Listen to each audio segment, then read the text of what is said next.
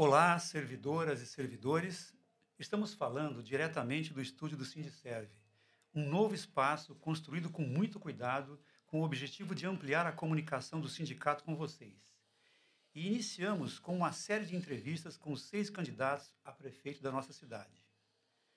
O sindicato vem cumprir o seu papel democrático nessas eleições de 2024. É nossa tradição abrir espaço aos candidatos a prefeito para apresentarem o seu compromisso com os trabalhadores e trabalhadoras do Serviço Público Municipal, os grandes responsáveis em atender direta ou indiretamente a população joseense nos hospitais, nas unidades básicas de saúde, na educação, na segurança, enfim, em todos os setores de atuação da Prefeitura Municipal. Temos também as servidoras e servidores aposentados que dedicaram décadas das suas vidas na prestação de serviços à população.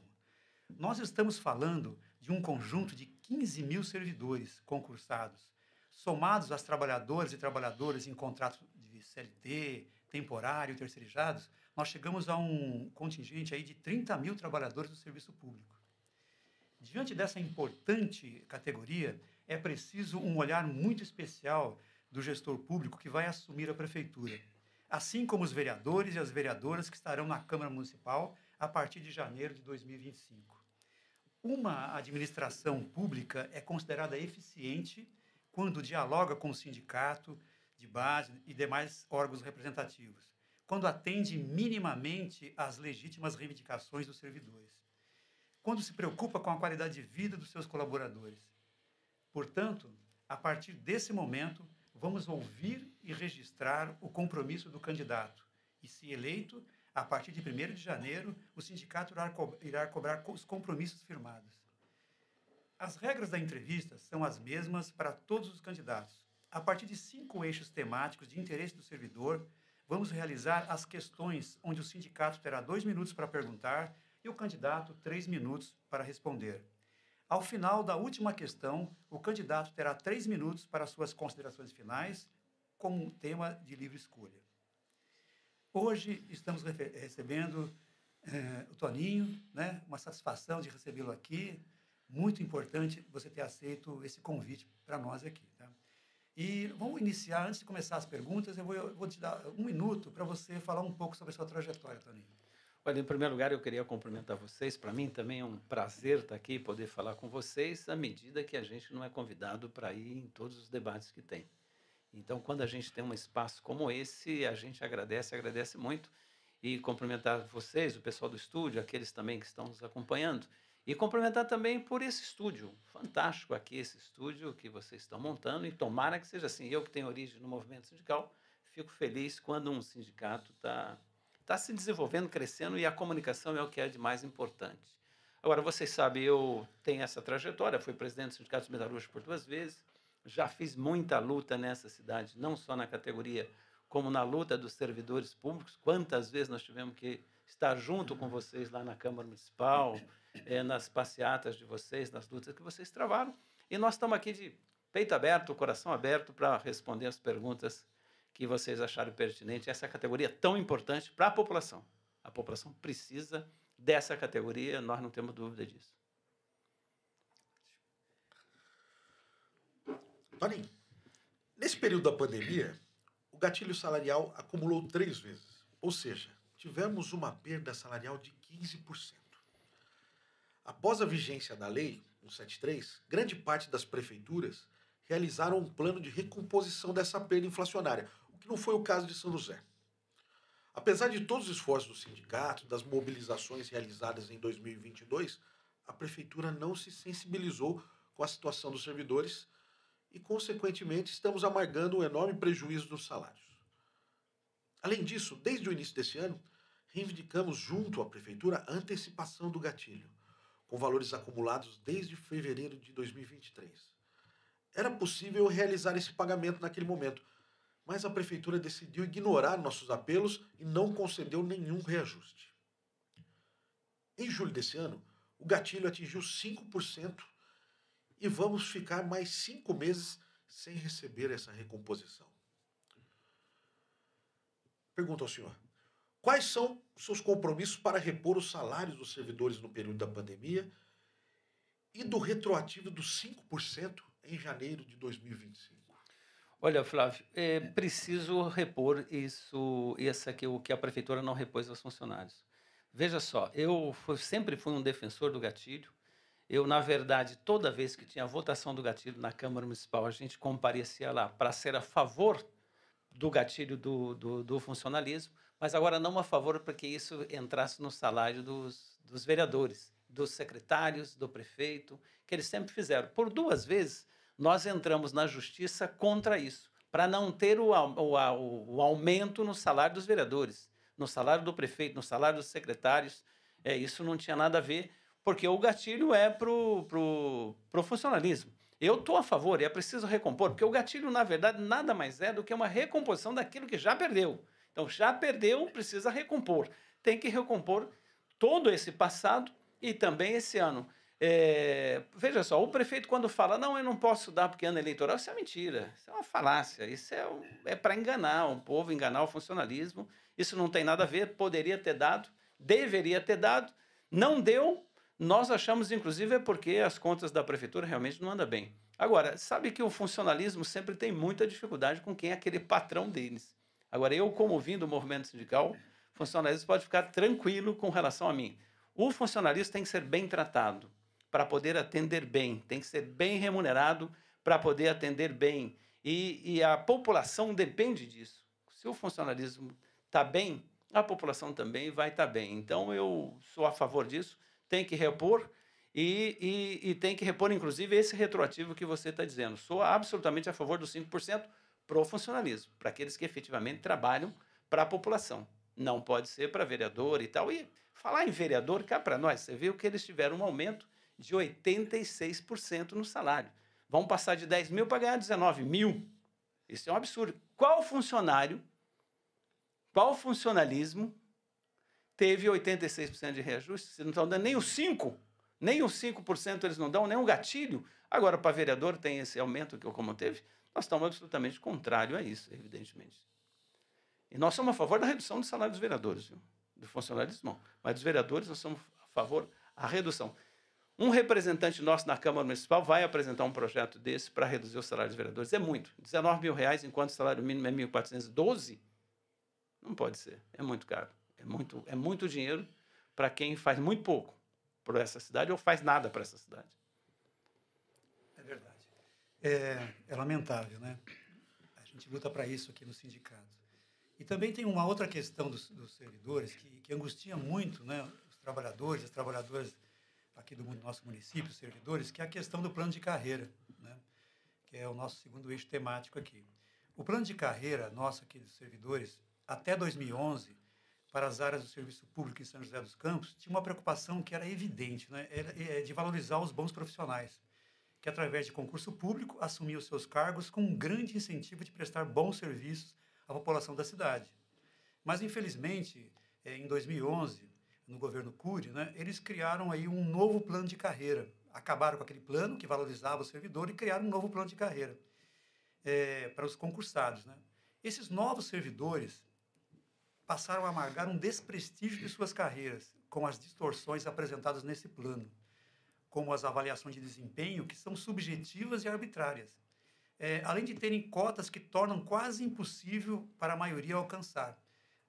Um caso muito específico na educação, além do que foi apresentado aqui, eles têm ainda uma tabela de progressão que não foi reajustada proporcionalmente ao piso do magistério. Olha que absurdo. De acordo com o novo plano, se o professor conseguir atingir todos os critérios, que já é uma coisa assim quase impossível, ele vai ter um reajuste horizontal de apenas R$20. Isso de 3 em 3 anos, no seu salário, né? Com tudo isso, há uma descontinuidade dos serviços prestados, porque o professor, a professora fica desestimulado, né? E pede demissão, entra no concurso, fica pouco tempo e pede demissão. Muitas escolas até hoje estão com falta de professores por causa desse desestímulo, né, à carreira do magistério.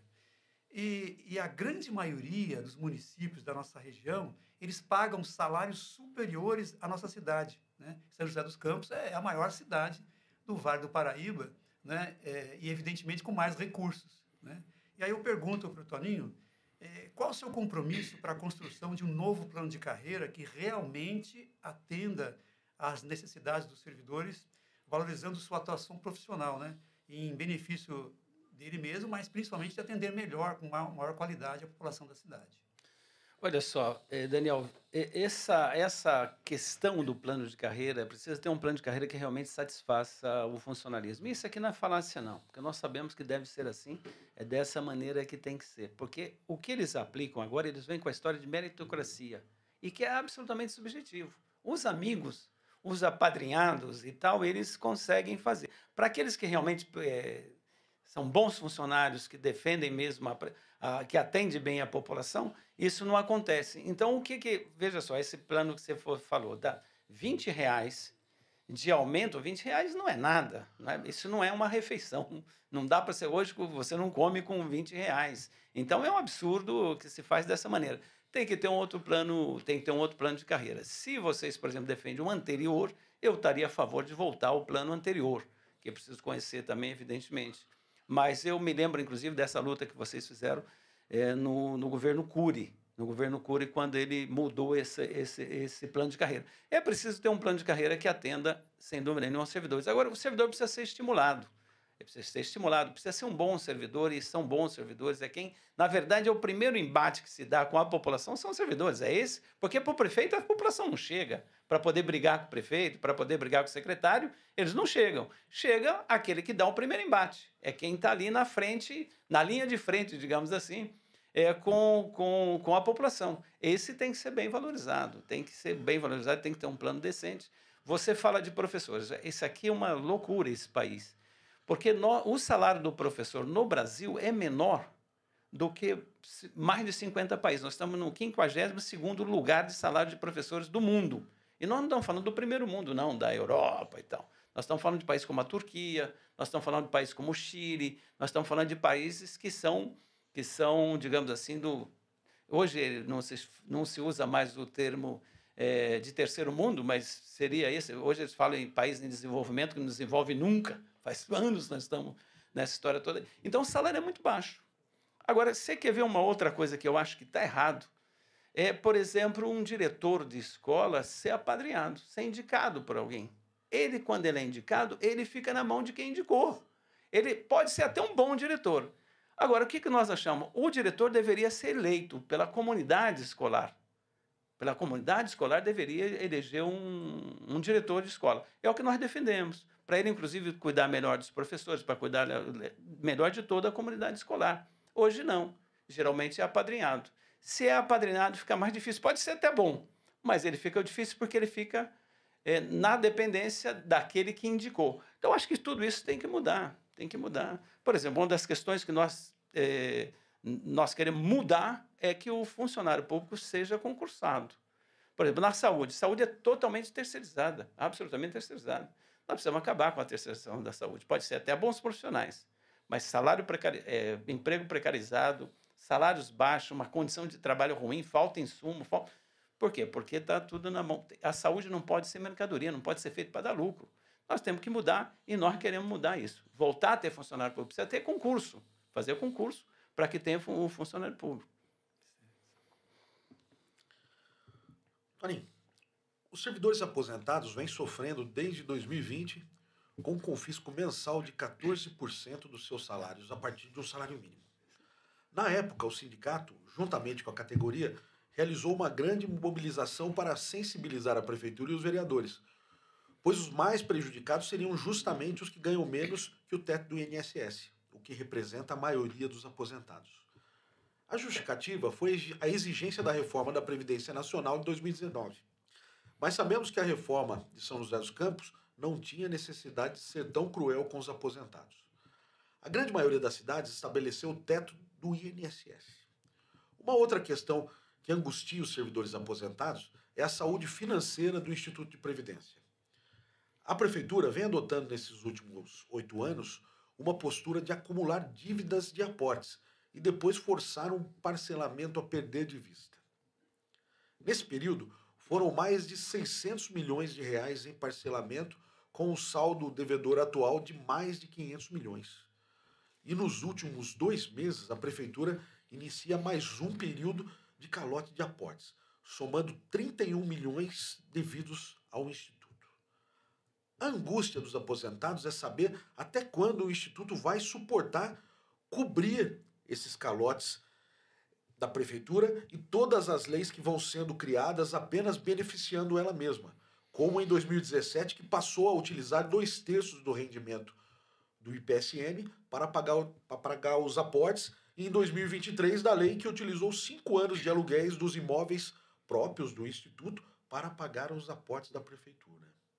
Pergunto ao senhor, quais são seus compromissos em relação ao confisco de 14% dos servidores aposentados? E quais os seus compromissos para equalizar a saúde financeira do Instituto de Previdência?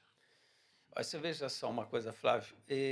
A questão da Previdência é uma conquista da humanidade que vem do século XIX, quando os trabalhadores começaram a ter a caixinha para poder socorrer aqueles que estavam doentes, para fazer funeral.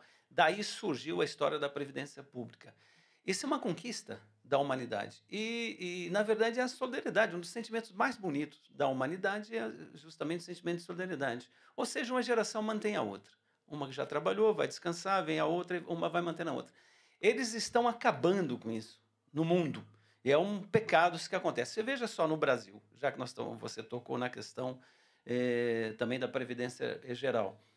Toda vez que tem uma reforma é para piorar. Não é como a gente vai reformar uma casa que a gente troca uma janela, pinta a casa e tal para melhorar. É para piorar. E já se fala numa nova reforma da Previdência. Vai piorar, porque é mais difícil de se aposentar. Eles estão acabando com isso, acabando com a Previdência para ir todo mundo para a iniciativa privada, para a Previdência privada. É um pecado para a classe trabalhadora, para aqueles que não conseguem depois pagar. No caso do servidor, vai também nesse mesmo sentido. Veja só.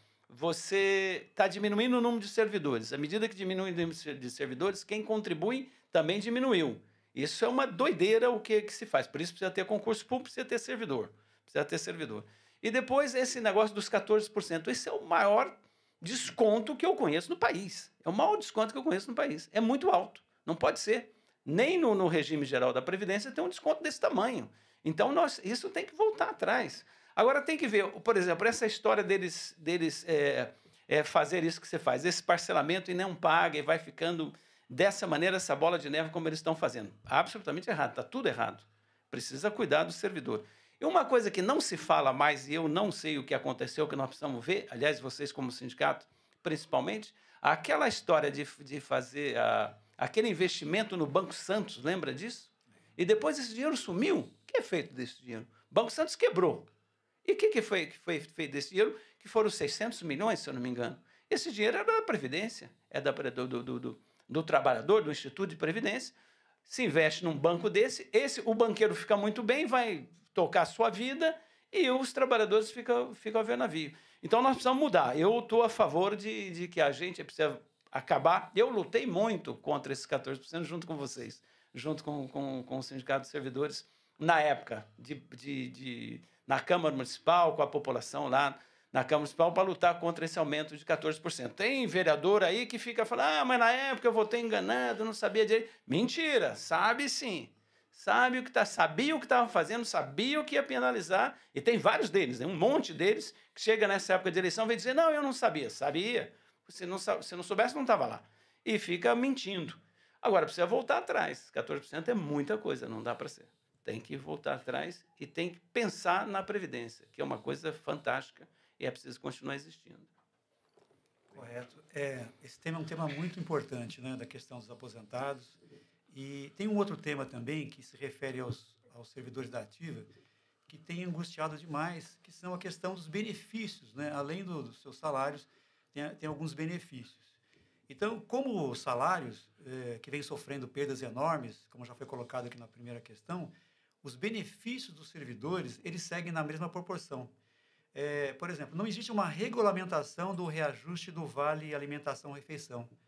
Ele atualmente é de R$ 27,00. Ele foi reajustado pela última vez em 2021.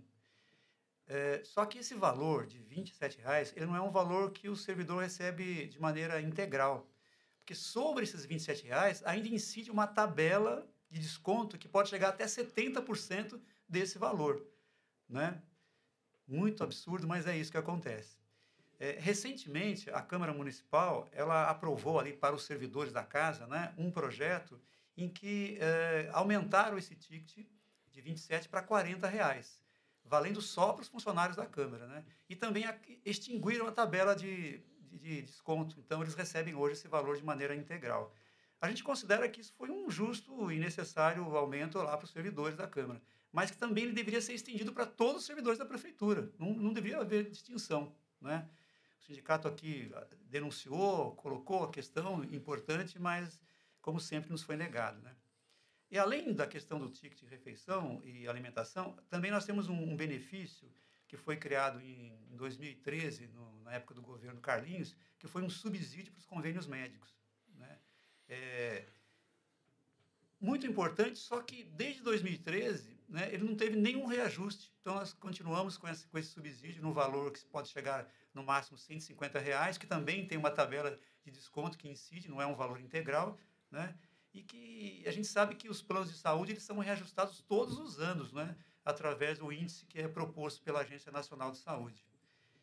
Diante dessas duas questões dos benefícios, eu pergunto para você, Toninho, quais são os seus compromissos para estabelecer essa importante demanda do servidor, tanto para o reajuste do ticket de alimentação, refeição, como para o subsídio dos convênios médicos? Pois, você veja só, Daniel, essa é a questão do VA, do Vale-Refeição, que vale alimentação, vale-refeição, depende do lugar, mas não pode ser que ele seja dessa forma, entende? Para uns 27, para outros seja menos, 17, 16 reais, não pode ser, porque na verdade não é quando se ganha mais, se come menos, a vida não é assim, as coisas não são assim, e cá para nós 27 reais hoje está difícil para comer com 27 reais. A gente brincava lá na época de metalúrgico, nenhum desse copo sujo que a gente brincava lá de comer, não dá para comer com 27 reais, já é baixo de 27 reais. E ainda faz esse escalonamento, não pode ser.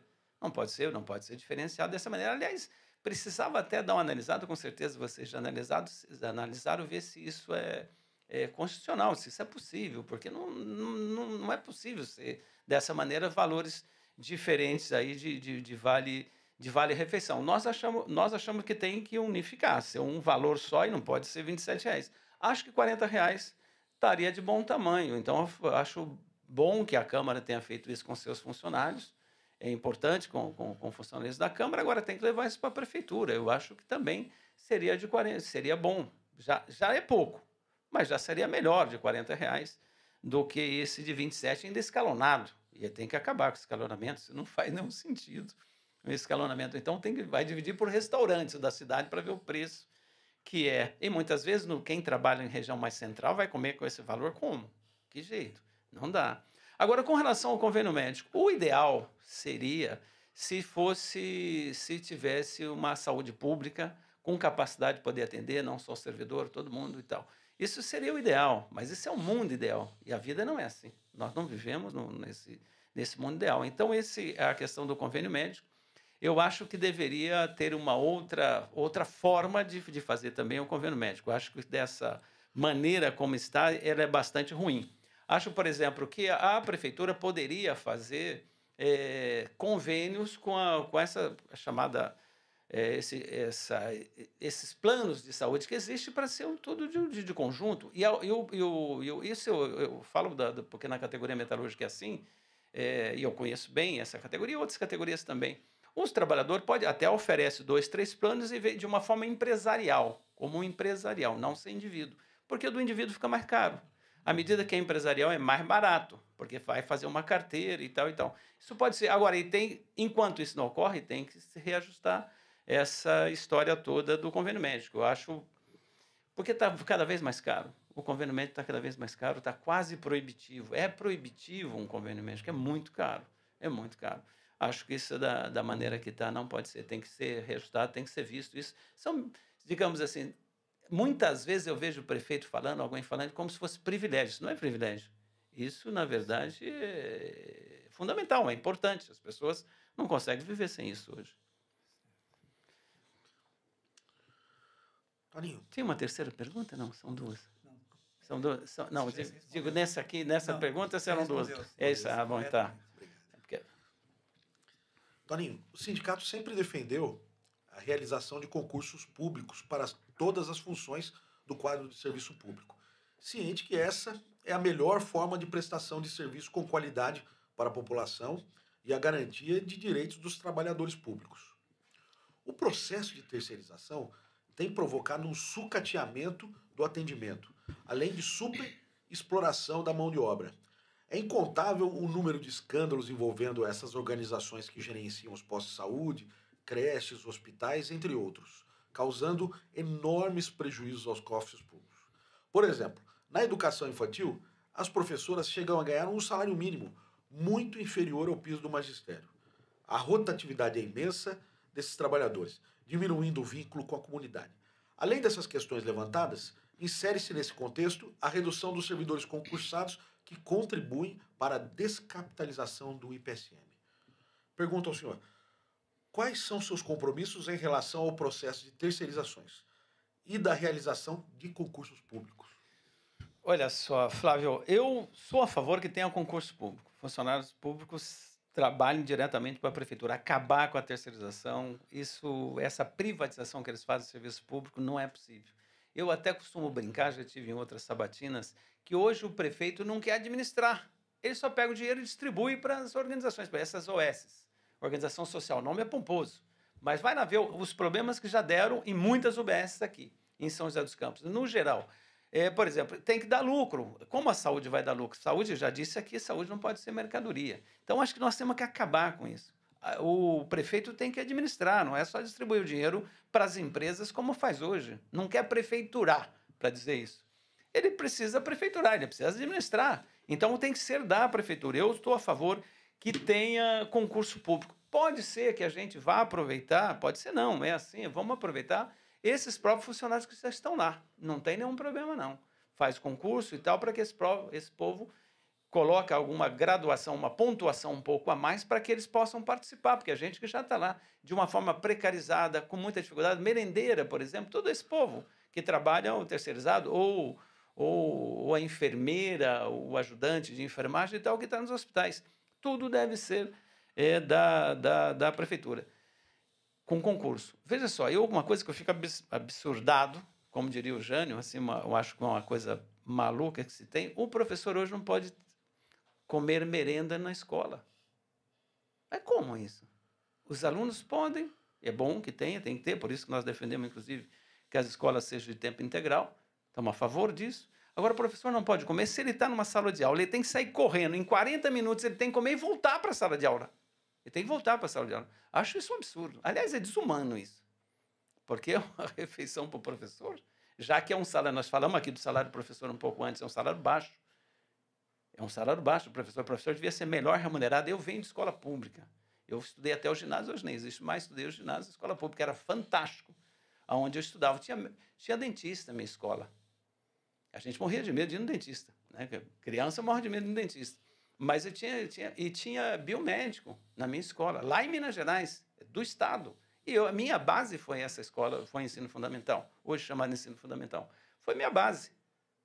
E tenho muito orgulho disso, do que fiz ali, que me levo para a vida inteira. É isso que nós precisamos. E essa história, por exemplo, o professor eventual, ele não sabe se ele vai dar aula no próximo ano. Então, não tem sequência. Ele não consegue fazer uma sequência nessa aula. Tudo isso que ele faz com o aluno, depois ele não sabe se vai continuar. O aluno também não sabe se aquele professor segue.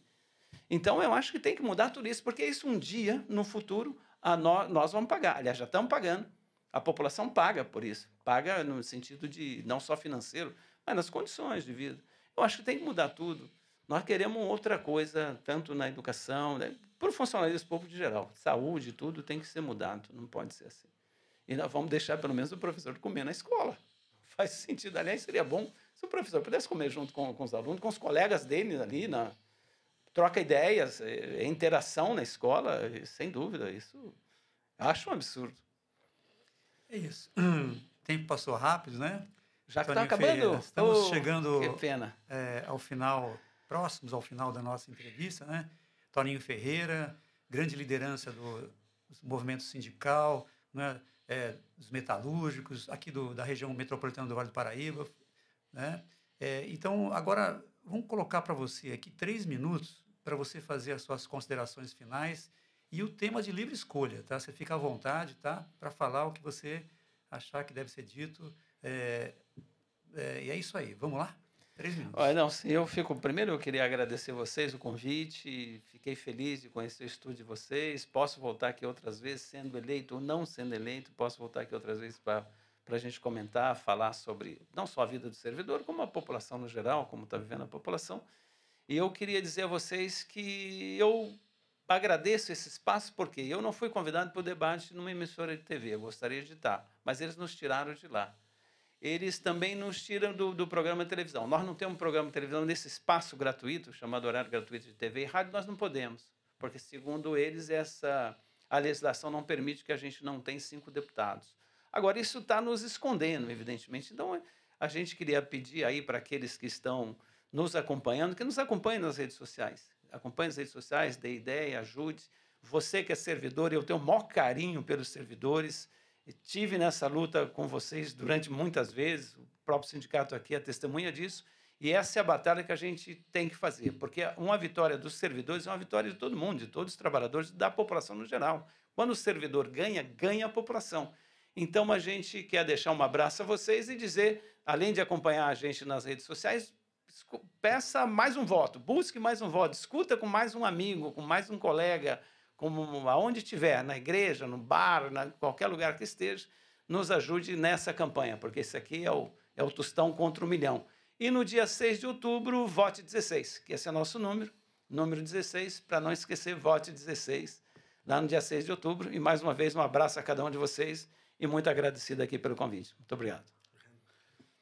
Toninho, gostaríamos de agradecer a sua presença aqui no estúdio do nosso sindicato, onde pudemos entrevistá-lo e ouvi-lo sobre questões tão importantes para todos os servidores públicos e também para toda a população de São José dos Campos. Posso fazer mais uma coisinha aqui? Claro. Eu queria pedir também para os servidores o seguinte, que nós estamos uma bancada de candidatos a vereadores que são fantásticos. Vai ajudar muito na Câmara Municipal se tiver um vereador nosso lá. Por exemplo, desde Ernesto Gradella, que vocês já conhecem, muitos sabem que já foi vereador, o Hélia, que hoje é presidente do Sindicato dos Metalúrgicos, a Raquel de Paula, que trabalha nos Correios, que conhece a vida do servidor, porque é servidora também. E eu queria, então, pedir também para que as pessoas, além de votar 16 para prefeito, votar 16 também aí para vereador. Vai fazer a diferença na Câmara Municipal, nós não temos dúvida disso. Muito obrigado. Muito obrigado. Obrigado.